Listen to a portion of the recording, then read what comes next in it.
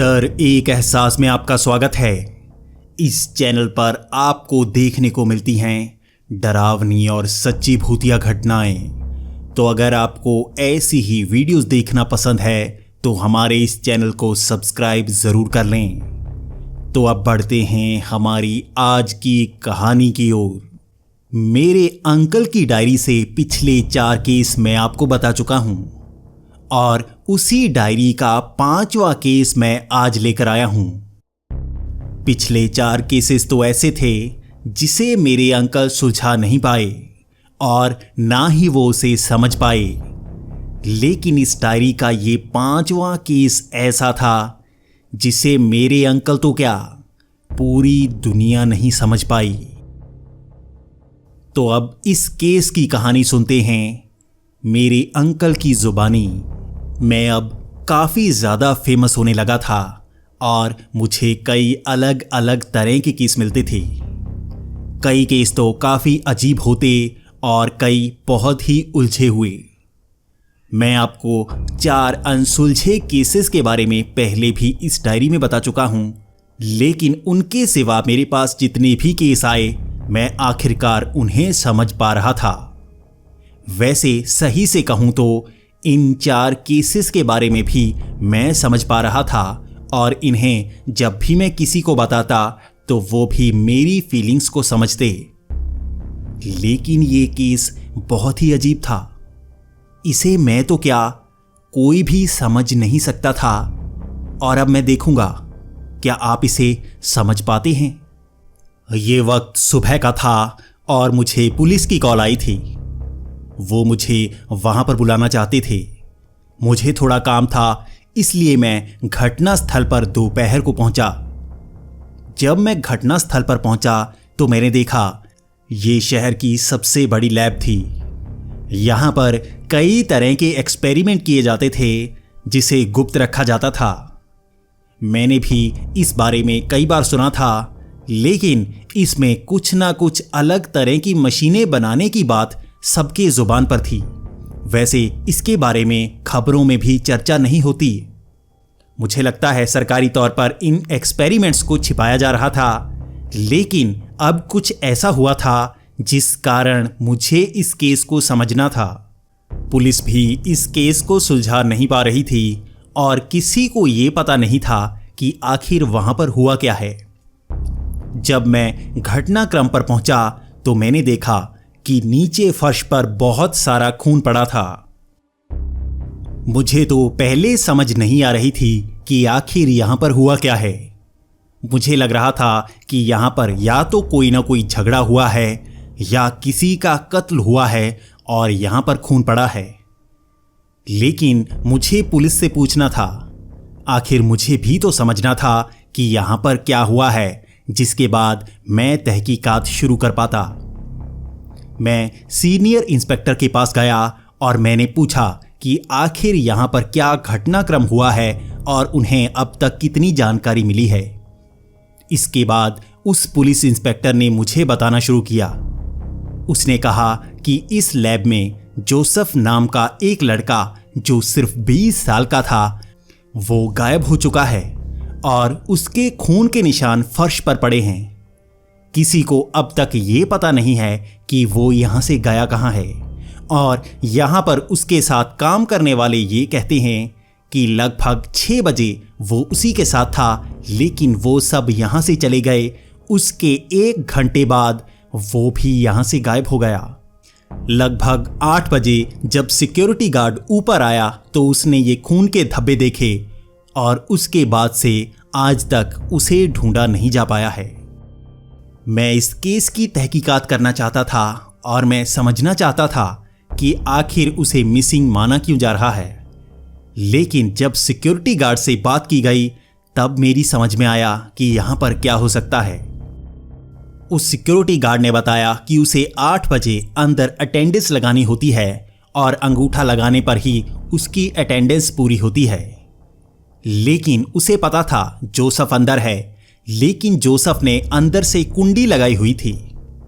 उन्हें अंदर जाना ही था वरना उनके पैसे कट जाते, लेकिन वो बार बार दरवाज़ा खटखटा रहे थे अंदर से कोई आवाज नहीं आ रही थी तो 2 सिक्योरिटी गार्ड ने मिलकर दरवाजे की चटकनी तोड़ दी। उन सिक्योरिटी गार्ड ने जैसे ही दरवाजे की चटकनी तोड़ी, उन्हें अंदर नीचे फर्श पर यह खून दिखा। वो घबरा गए और उन्होंने पुलिस को कॉल कर लिया। अब पुलिस को यह समझना है कि अंदर से जोसेफ गया कहां। ना तो बाहर जाने का कोई और रास्ता है और ना ही अंदर आने का कोई रास्ता। अगर अंदर से चटकनी लगी हुई है, इसका मतलब यह है कि अंदर कोई तो है, लेकिन इस लैब के अंदर उन्हें कोई नहीं मिला। मुझे अब इस केस को सुलझाना था और यह भी समझना था कि आखिर यहां पर क्या क्या पॉसिबिलिटीज हो सकती हैं। ये लैब बहुत ही हाईटेक है और यहां पर सिक्योरिटी भी बहुत ही टाइट। कोई अंदर से बाहर जा ही नहीं सकता। लेकिन एक खास बात कि इस लैब के अंदर कोई कैमरा नहीं लगा। इस लैब के बाहर तो कैमरे लगे हैं और मैं पहले लैब के कैमरे चेक करना चाहता था। मैं बार बार सारे दिन की वो पूरी फुटेज देख रहा था और मैंने देखा कैसे 6 बजे सारे ही लोग वहां से चले गए, लेकिन जोसेफ अभी भी अंदर ही था। मैंने देखा कैसे 8 बजे सिक्योरिटी गार्ड अंदर आए। उसके बाद मैं पूरी फुटेज देखता जा रहा था। मैं ये जानना चाहता था कि अंदर से कोई बाहर गया है या नहीं, लेकिन मैंने देखा सच में ही पुलिस आने तक यहां से कोई बाहर नहीं गया था। इसका मतलब यह था कि जोसेफ इस लेबोरेटरी के अंदर ही था, लेकिन वो आखिर गया कहां? इसके लिए मुझे इस लैब की पूरी तरह से तलाशी लेनी थी और मैं इसके लिए पुलिस से परमिशन लेना चाहता था। लेकिन बड़ी हैरानी की बात, मुझे परमिशन मिल नहीं रही थी। एक मिसिंग का केस और फिर भी परमिशन नहीं मिल रही थी। यहां तक कि पुलिस को भी छानबीन करने की कोई परमिशन नहीं थी। ऐसी कोई जगह नहीं जहां पर इस तरह की घटना होने के बाद तलाशी ना ली जा सके, लेकिन यहां पर ऐसा था। यहां खास तौर पर ऊपर से सरकारी परमिशन लेनी पड़ती, उसके बाद ही तलाशी ली जा सकती थी। लेकिन यह काफी अलग था। इसी तरह प्रेशर डालने के बाद मुझे परमिशन मिल ही गई। अब मैं इस लैब की तलाशी ले सकता था, लेकिन मुझे खास हिदायतों का पालन करना था।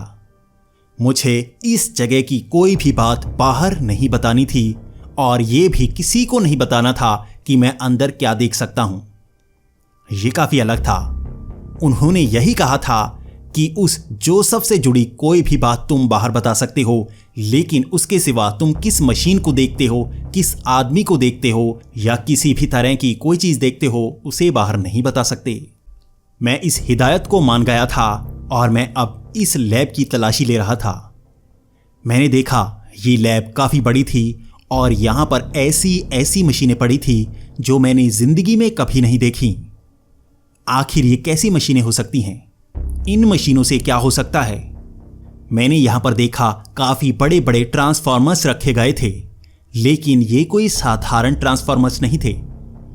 मैंने हमेशा ही लोहे और कॉपर से बने ट्रांसफॉर्मर्स देखे हैं जो खंभों पर लगे होते हैं, लेकिन ये बिल्कुल चमकता हुआ क्रोम का ट्रांसफॉर्मर था।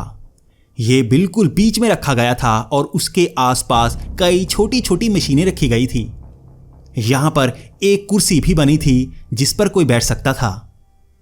पहले तो मैं सोच रहा था कि ये किस तरह के एक्सपेरिमेंट हैं, लेकिन सरकारी हिदायतों का पालन करते हुए मुझे इसकी ज्यादा छानबीन नहीं करनी थी।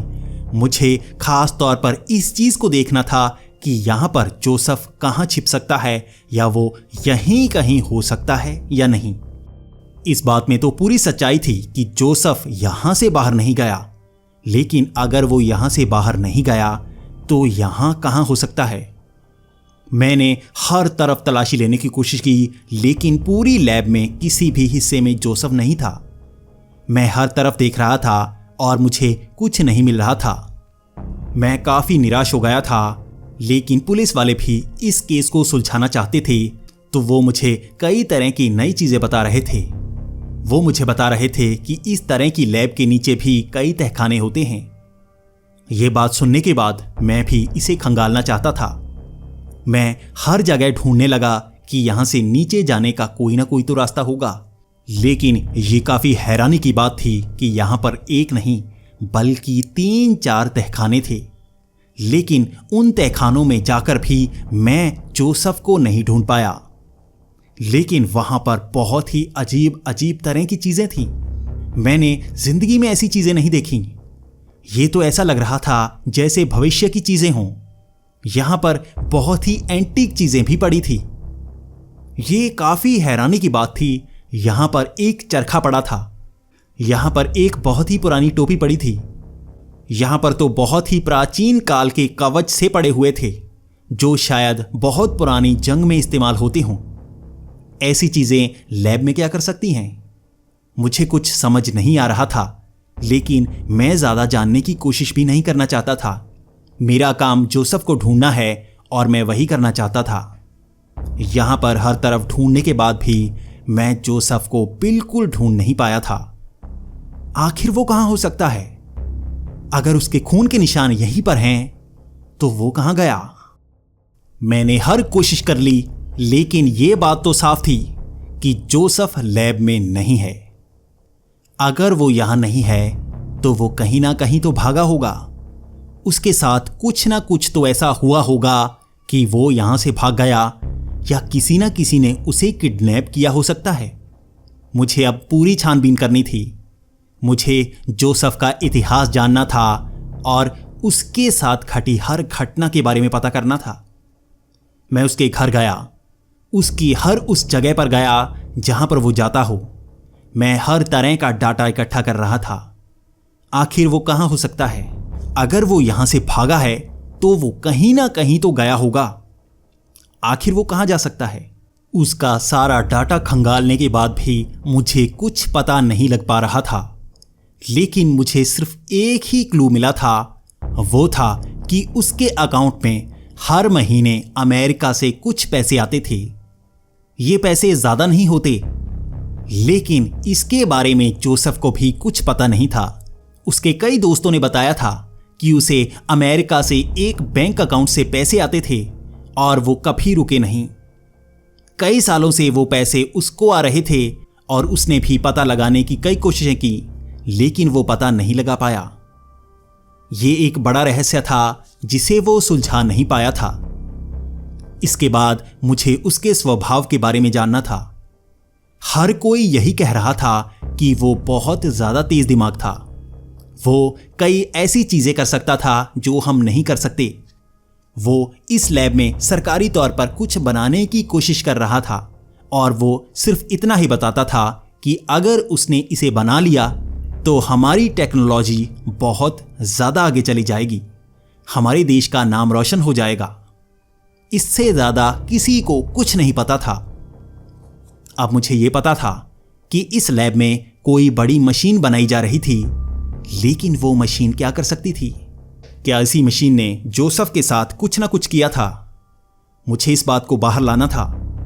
मैंने सारी कोशिशें कर ली, उस लैब से जुड़े हर बड़े अधिकारी से मिला, लेकिन मुझे कुछ पता नहीं लग पा रहा था।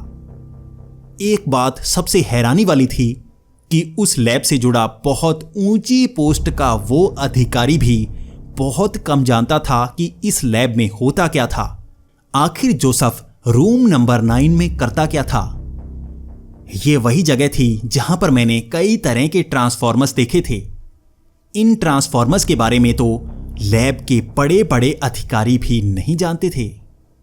वो भी यही जानते थे कि उन्होंने लैब में ऐसी चीजें देखी हैं जो पहले कभी नहीं देखी थी, लेकिन वो कैसे काम करती हैं और यहां पर क्या होता है, इसके बारे में किसी को नहीं पता था।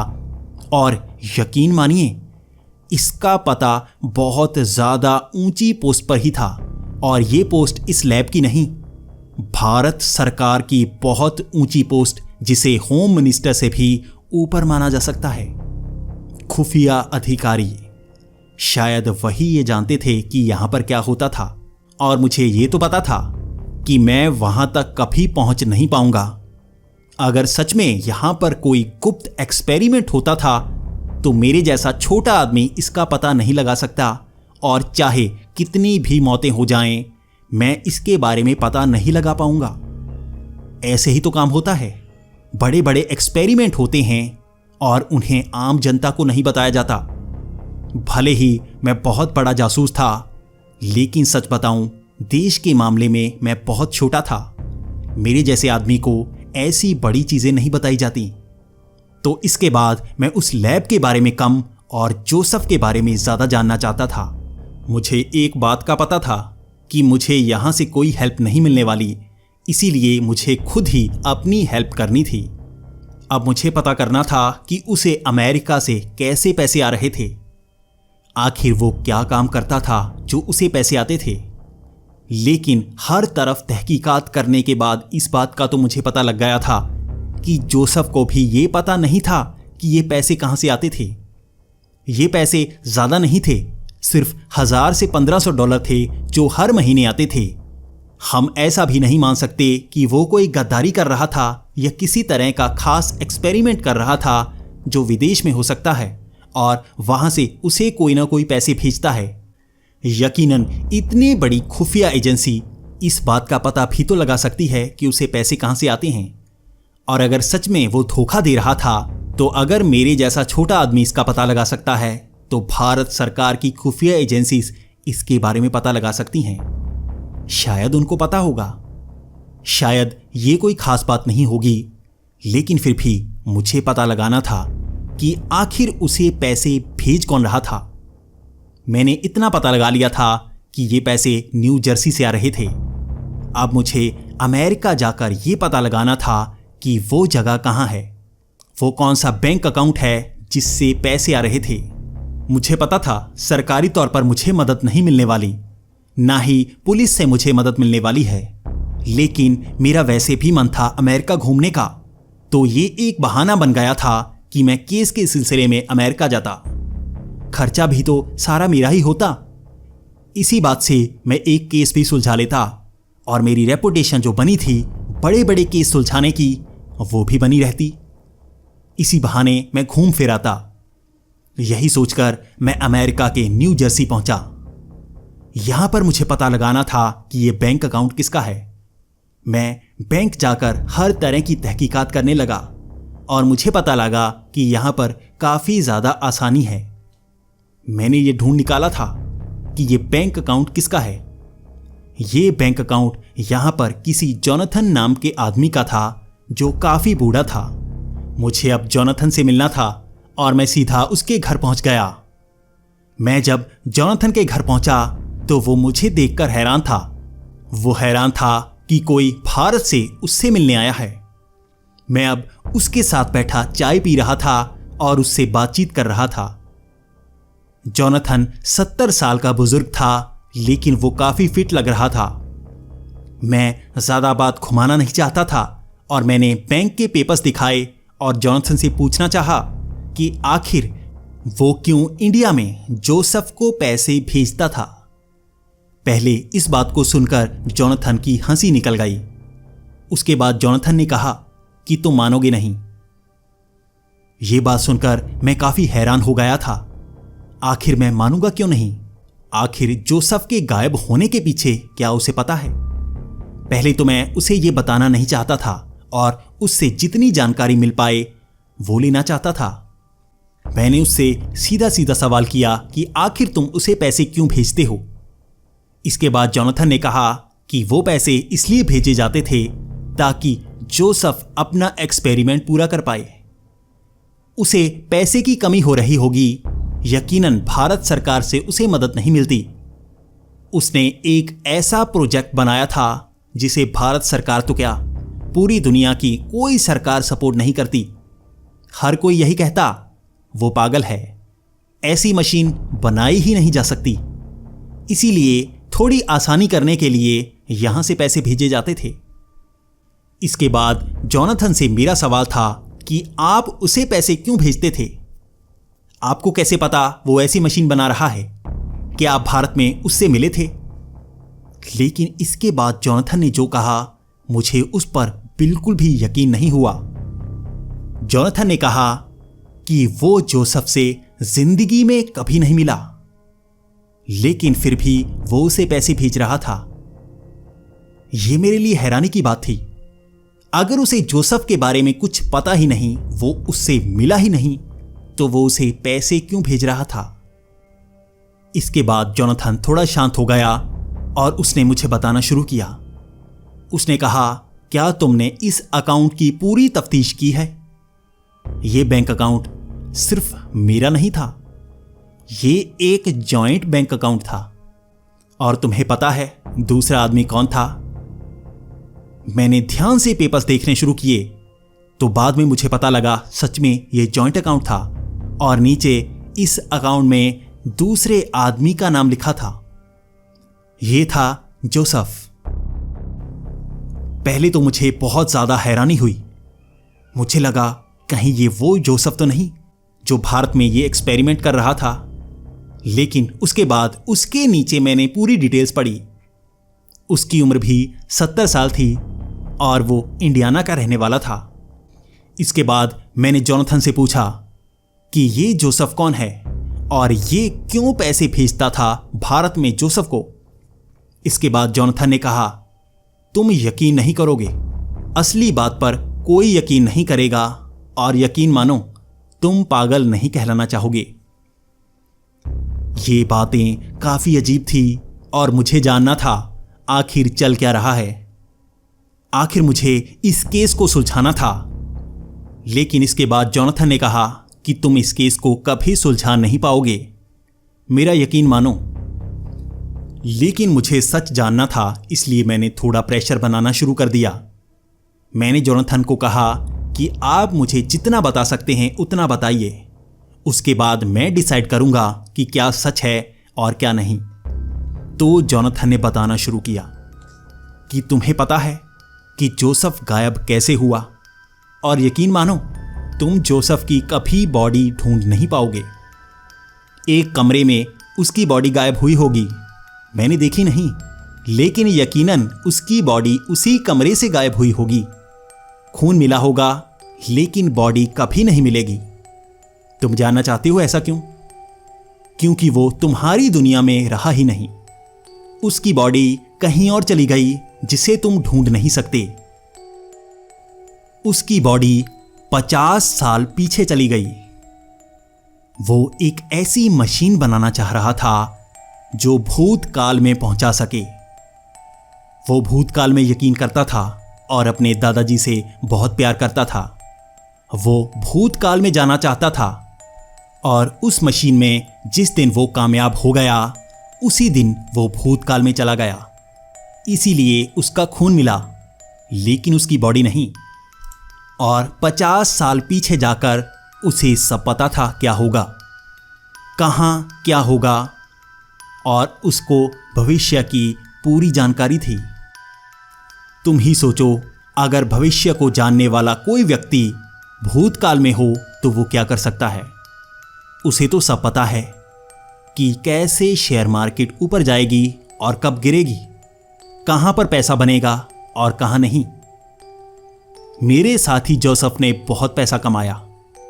यही पैसा तो मैं जोसेफ को भेजता था इंडिया में।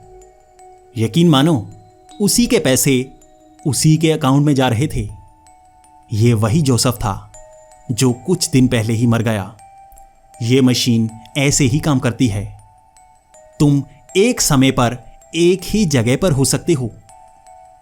जोसेफ भूतकाल में चला गया और उसने बाकी के 50 साल की जिंदगी बहुत अच्छी बिताई। वो मेरा बहुत अच्छा दोस्त था और वो मुझे भविष्य की बातें बताया करता था।